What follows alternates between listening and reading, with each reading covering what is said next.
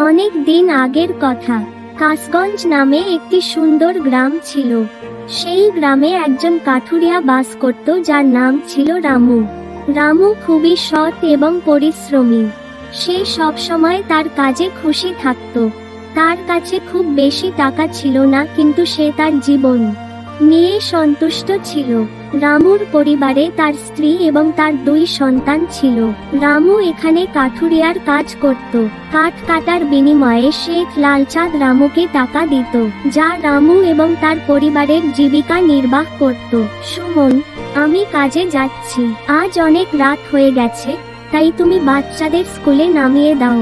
আমি তাদের স্কুলে নামিয়ে দেব, কিন্তু মনু গত 2 দিন ধরে বলছে যে তার স্কুল শিক্ষক স্কুলের ফি চাইছেন। তাই যাও, স্কুলের ফি দাও। আমি কোথা থেকে স্কুলের ফি দেব? তুমি যে শিক্ষা পাও তা দিয়ে আমরা খুব একটা ঘর চালাতে পারছি না। এখন এই সামান্য বেতন দিয়ে আমি বাচ্চাদের ফি কিভাবে দেব? আমি তোমাকে একটা কথা স্পষ্ট করে বলবো, শেখ লালচাঁদ জিকে বেতন বাড়াতে বলো। দিন দিন খরচ বেড়েই চলেছে। আমি যদি সবজি কিনতে বাইরে যাই, সবজির দাম আকাশছোঁয়া হয়ে যাচ্ছে, এবং এত কম বেতনে আমি কিভাবে বাচ্চাদের পড়াশোনা এবং সংসারের খরচ চালাবো? ঠিক আছে, আজই আমি শেখজির সাথে আমার বেতন একটু বাড়ানোর বিষয়ে কথা। এই বলে রামু কাজে চলে যায়। সঙ্গীত: ওহ ভাই, আজ বেতনের দিন। দেখো, এখন এই শেখ লালচাঁদ অবশ্যই কিছু দুষ্টুমি করবে। সে সবসময় কোন না কোন অজুহাত দেখিয়ে বেতন কমিয়ে দেয়, এবং পরের বার যখন সে আমার বেতনের অর্ধেক কেটে নেয় বলে যে লালচাঁদজির কাছ থেকে আমি যে রুপি ধার নিয়েছিলাম তার সুদ 000 টাকা হয়ে গেছে, তাই আমি তোমার বেতন থেকে তা কেটে নিচ্ছি। হ্যাঁ হরিয়া ভাই, তুমি একেবারে ঠিক বলেছ। এই শেখ লালচাঁদ একজন নম্বর 1 ধূর্ত এবং লোভী ব্যক্তি। প্রথমে সে দ্বিগুণ কাজ নেয় এবং বিনিময়ে পুরো টাকাও দেয় না। হ্যাঁ ভাই, পরের বার শেখ লালচাঁদ আমার বেতনও কেটে নেয়। আমার মেয়ে যখন খুব অসুস্থ ছিল তখন আমি মাত্র 2টি ছুটি নিয়েছিলাম, এবং এই লালচাঁদের সুযোগ নিয়ে আমার বেতনের অর্ধেক কেটে নেয়। ও ঈশ্বর, শেখ জি, এবার আমার পুরো বেতন দাও। আমার বাচ্চাদের স্কুলের ফিও দিতে হবে। সব কাঠুরেরা তাদের কাজে ব্যস্ত হয়ে পড়ে এবং কাজ শেষে তারা শেখ লালচাঁদের কাছে যায়। শেখ জি, মাস শেষ হয়ে গেছে, দয়া করে আমাদের বেতন দাও। দেখো ভাইয়েরা, আমার কাছে এখনই তোমাকে দেওয়ার মতো টাকা নেই। জিনিসপত্র এখনো বিক্রি হয়নি, সব জিনিসপত্র গুদামে পড়ে আছে। তুমি আগামীকাল বা পরশু তোমার বেতন পাবে। কিন্তু শেখ জি, আমাদের কাছে এখনই কোন টাকা অবশিষ্ট নেই। আমাদের ঘরের জিনিসপত্র কিনতে হবে, বাচ্চাদের ফিও দিতে। আমি তোমাকে বলেছিলাম আরো 1 বা 2 দিন অপেক্ষা করো। তুমি আগামীকাল অথবা পরশু টাকা পাবে। আমার কাছে এখন কোন টাকা নেই। সব কাঠুরে হতাশ হৃদয়ে যার যার জায়গায় চলে গেল। হ্যাঁ, ওরা বাড়ি ফিরেছে। কি হয়েছে? এবার কত বেতন পেয়েছো? সুমন, তুমি এখনো বেতন পাওনি। শেখজি বলেছে যে তুমি 1-2 দিনের মধ্যে বেতন পাবে। তুমি বেতন পাওনি। তুমি জানো আমাদের বাচ্চাদের ফি দিতে হবে। তাদের স্কুলের শিক্ষক আজ তাদের স্পষ্টভাবে সতর্ক করে দিয়েছেন যে যদি তারা আগামীকাল ফি না আনে তাহলে তাদের বাচ্চাদের বাড়িতে রাখা উচিত। এখন বলো আমার কি করা উচিত? আমার কি করা উচিত? সুমন, এই শেখজি কখনো সময় মতো টাকা দেয় না। এখন আমরা অপেক্ষা করা ছাড়া আর কিছুই করতে পারি না। 1-2 দিনের ব্যাপার, দেখা যাক। এভাবে 2 দিন কেটে যায়। 2 দিন পর শেখ লালচাঁদ সবাইকে টাকা দেয়। আরে হরিয়া, এই মাসের বেতন নাও। শেখজি, মাত্র 2000 টাকা। আমি 1000 টাকা পর্যন্ত কাজ করেছি। এই মাসে 3000 টাকা। হ্যাঁ, তুমি কাজ করেছো, কিন্তু 1 ঘন্টা বিশ্রামও নিয়েছো। এই টাকাটা সেই বিশ্রামের জন্য। কিন্তু শেখজি, তুমি বলেছিলে 8 ঘন্টা কাজের জন্য তুমি মাসে 3000 টাকা পাবে, আর আমি 8 ঘন্টা কাজ করে 1 ঘন্টা বিশ্রাম নিয়েছি। দেখো হরিয়া, আমি অনেক হিসাব বুঝি না, আমি এটা বুঝতে পারি।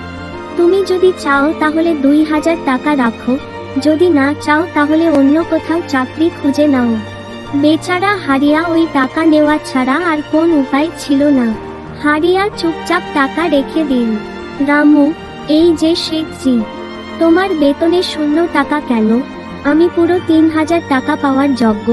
আমি কোনো ছুটি নিইনি এবং কোনো বিশ্রামও নিইনি। আমি আমার সমস্ত কাজ সময় মতো করেছি। হ্যাঁ, আমি সময় মতো করেছি, কিন্তু এখন বাজারে কাঠের দাম খুব সস্তা হয়ে গেছে। এর ফলে যদি কাঠের দাম না বাড়ে তাহলে তুমিও কম বেতন পাবে। কিন্তু শেঠজি চুক্তি ছিল 3000 টাকায়। এখন আমি 0 টাকায় ঘর চালাবো কিভাবে? আমাকে বাচ্চাদের স্কুলের ফিও দিতে হবে। শেঠজি, এখন তুমি আমাকে পুরো টাকা দাও। যদি তুমি এখানে কাজ করতে চাও তাহলে কেবল 0 টাকা পাবে, করো। নইলে অন্য কোথাও চাকরি খুঁজে নাও। বেচারা হারিয়া সেই টাকা নেওয়া ছাড়া আর কোন উপায় ছিল না। ও ভাই, এই শেখ লালচাঁদ একজন নাম্বার 1 অসৎ লোক। সে সব টাকা পকেটে রাখে এবং অজুহাত দেখায় যে কাঠের দাম কম হয়েছে, দেখা যাবে একদিন না একদিন গরিবরা অবশ্যই আরো বেশি অনুভব করবে। হরিয়া, এটা বলো না। সে আমাদের উপার্জনকারী, সর্বোপরি তার জন্যই আমাদের ঘর চলছে। আমাদের কাজের জন্য সে কি অন্য কোন উপার্জনকারীকে বেতন দেয়? পুরো 1 মাস কঠোর পরিশ্রম করে আমরা কি পাই? মাত্র এই 1000 টাকা। এটা দিয়ে আমরা কিভাবে পরিবারের খরচ চালাবো? আমাদের আর কখনো উন্নতি হবে না। আমরা আর কি করতে পারি? হারিয়া, আমরা কাঠ কাটা ছাড়া আর কোন কাজ জানি না। আর যদি আমরা নতুন ব্যবসা শুরু করতে চাই তবুও আমাদের কাছে এত টাকা নেই। যাই হোক, আমাদের একমাত্র উপার্জনকারী হলেন এই শেখ লালচাঁদ। কিছুক্ষণ কথা বলার পর আমরা আমাদের বাড়ির দিকে রওনা দিলাম। হ্যাঁ, তুমি এসেছো। তোমার বেতন কত? সুমন। এবার শেখজি মাত্র 1000 টাকা দিয়েছে। মাত্র 2000 টাকা। এত টাকা দিয়ে আমরা কিভাবে ঘর চালাবো? হজের খরচ হবে শুধু বাচ্চাদের ফি। তাহলে 1500 টাকা দিয়ে আমরা কি করব? এখন আমি কি বলবো সুমন? এখন তোমাকে শুধু এই টাকা দিয়ে ম্যানেজ করতে হবে। আগে বাচ্চাদের ফি দাও, তারপর আমি বাকিটা দেখব। তুমি কি দেখবে? শেখজিকে পুরো টাকাটা চেয়ে নাও। আমি তোমার কাছে যাইনি সুমন। আমি শেখজির কাছে টাকা চেয়েছিলাম, কিন্তু শেখজি স্পষ্টভাবে অস্বীকার করে বললেন, যদি তুমি নিতে চাও তাহলে নিয়ে নাও, না হলে তুমি অন্য কোথাও চাকরি খুঁজে নিতে পারো। আমি ভাবছি কাঠ কাটার পর আমি অন্য কোথাও কাজ খুঁজে বের করব। শেখজিরও বাড়িতে কাজ করার পর আমি অন্য জায়গায় কাজ করব। এতে আমার আরো কিছু আয় হবে। আজই শেখজিরও বাড়িতে কাজ করার পর আমি অন্য জায়গায় কাজ খুঁজতে যাব। এই বলে রামু কাজে চলে যায় এবং রামু যেমন বলেছিল, লালচাঁদের বাড়িতে কাজ করার পর সে কাজের খোঁজে বেরিয়ে পড়ে। রামু পুরো গ্রামে কাজ খুঁজতে থাকে, দোকানে যায় এবং লোকেদের কাছে কাজ চায়, কিন্তু সর্বত্র রামু কেবল হতাশা পায়। শেষ পর্যন্ত ক্লান্ত এবং পরাজিত রামু ফিরে যেতে শুরু করে। তারপর সে দেখে যে হঠাৎ অনেক মহিষের একটি পাল তার দিকে ছুটে আসছে। রামু এটা দেখে খুব ভয় পায়। সে এদিক ওদিক তাকায়। তারপর সে একটি গুহা দেখতে পায় এবং সে গুহায় লুকিয়ে থাকে। যখন মহিষের পাল সেখান থেকে চলে যায় তখন রামু স্বস্তি পায়। হে ঈশ্বর, আজ আমার অল্পের জন্য বেঁচে গেলাম, না হলে আজ আমি এই মহিষগুলোর পায়ের তলায় পিষ্ট হতাম। কিন্তু আমি কোথায় এসেছি? রামু এসব ভাবছিল, ঠিক তখনই তার চোখ গুহায় রাখা একটা ঝুড়ির উপর পড়ল। রামু ওই ঝুড়ির কাছে গেল। এটা কেমন গুহা? এখানে এটা কেমন ঝুড়ি পড়ে আছে? আমি এটা বাড়িতে নিয়ে যাব। জিনিসপত্র রাখার জন্য এটা কাজে লাগবে। রামু ওই ঝুড়িটা স্পর্শ করার সাথে সাথেই গুহা থেকে একটা আওয়াজ ভেসে আসে, থামো, এটা স্পর্শ করার চেষ্টা করো না। এই আওয়াজ শুনে রামু তৎক্ষণাৎ পিছনে তারপর গুহায় একটা ঝিন এসে রামুকে বলে, তুমি কে আর আমার গুহায় কি করছো? আমাকে ক্ষমা করো, তুমি যেই হও। একটা মহিষের পাল আমার পিছনে লেগেছিল এবং তাদের হাত থেকে নিজেকে বাঁচাতে আমি এই গুহায় এসে লুকিয়ে পড়লাম এবং তারপর আমার চোখ এই ঝুড়ির উপর পড়ল। আমাকে ক্ষমা করো, আমি ভেবেছিলাম এখানে কেউ নেই, তাই এই ঝুড়িটা কারোরই না, তাই আমি এটা ছুঁয়েছি। রামু, তোমার ভয় পাওয়ার দরকার নেই। আমি তোমার সম্পর্কে সবকিছু জানি। আমি খোলা চোখে যার দিকে তাকাই তার ইতিহাস দেখতে পাই। কিন্তু তুমি কে এবং কেন তোমাকে এত অদ্ভুত দেখায়? তোমার পরিচয় দাও। তুমি কে? আমি একজন জিন এবং আমি বহু বছর ধরে এই গুহা রক্ষা করে আসছি। এই গুহাটি আমার পূর্বপুরুষদের। কেবলমাত্র সেই ব্যক্তিই এই গুহায় প্রবেশ করতে পারে যার মন সম্পূর্ণ পবিত্র। তুমি যদি অপবিত্র হতে, তাহলে তুমি কখনো এই গুহায় প্রবেশ করতে পারতে না।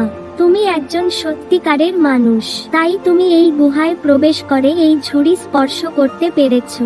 এখন যেহেতু তুমি এই ঝুড়ি স্পর্শ করেছো, এই ঝুড়ি তোমার। না, আমি এই ঝুড়ি চাই না, আমি শুধু খুঁজছিলাম। ভয় পেও না রামু, তুমি এই ঝুড়িটি নাও। এটি কোনো সাধারণ ঝুড়ি নয়, এটি একটি জাদুর ঝুড়ি। জাদুর ঝুড়ি, এটি কি সেই জাদুর ঝুড়ি যার সম্পর্কে আমাদের দাদি গল্প বলতেন? একসময় একটি গ্রামে একটি জাদুর ঝুড়ি ছিল এবং এটি সকলের ইচ্ছা পূরণ করত। হ্যাঁ রামু, এটি সেই জাদুর হ্যাঁ রামু, এটি সেই জাদুর ঝুড়ি। এখন তুমি এই ঝুড়ির মালিক। তুমি এটা ব্যবহার করে তোমার অবস্থার উন্নতি করতে পারো, কিন্তু মনে রেখো, তুমি একবার এই ঝুড়িতে যাই রাখো না কেন, সেই জিনিস বারবার এই ঝুড়িতেই তোমার কাছে ফিরে আসবে। এর বাইরে তুমি এই ঝুড়িতে আর কোন জিনিস রাখতে পারবে না। যদি তুমি তা করো, তাহলে তোমাকে এর পরিণতি ভোগ করতে হবে।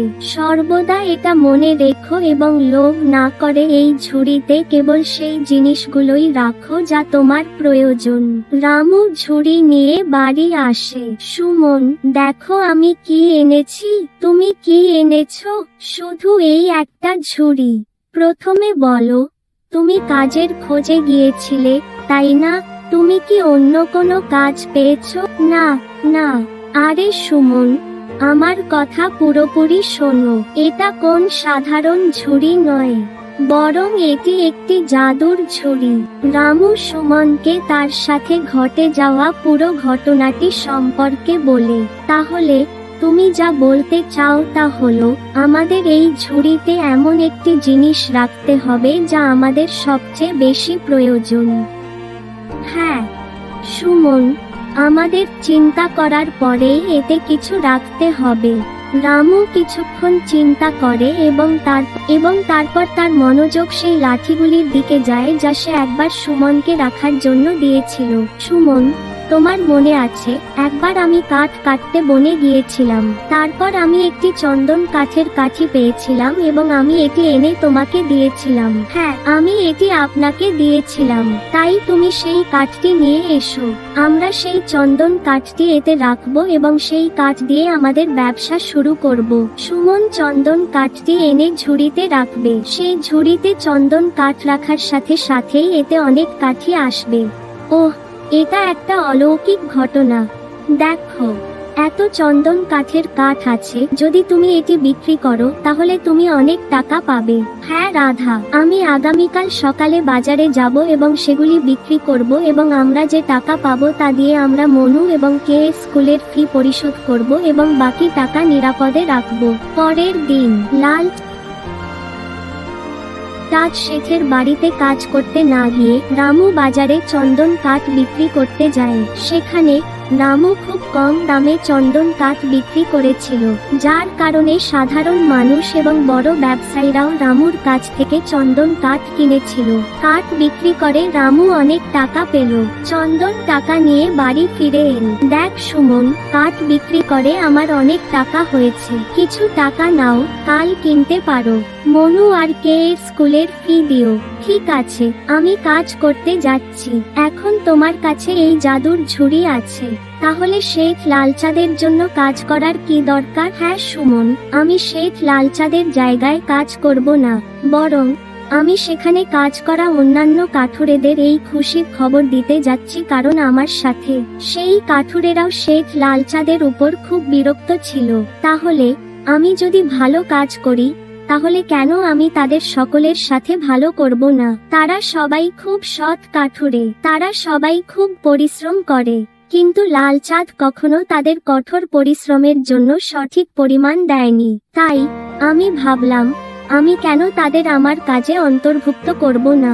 হ্যাঁ, তুমি একেবারে ঠিক বলেছ। তোমরা সবাই একসাথে কাজ করলে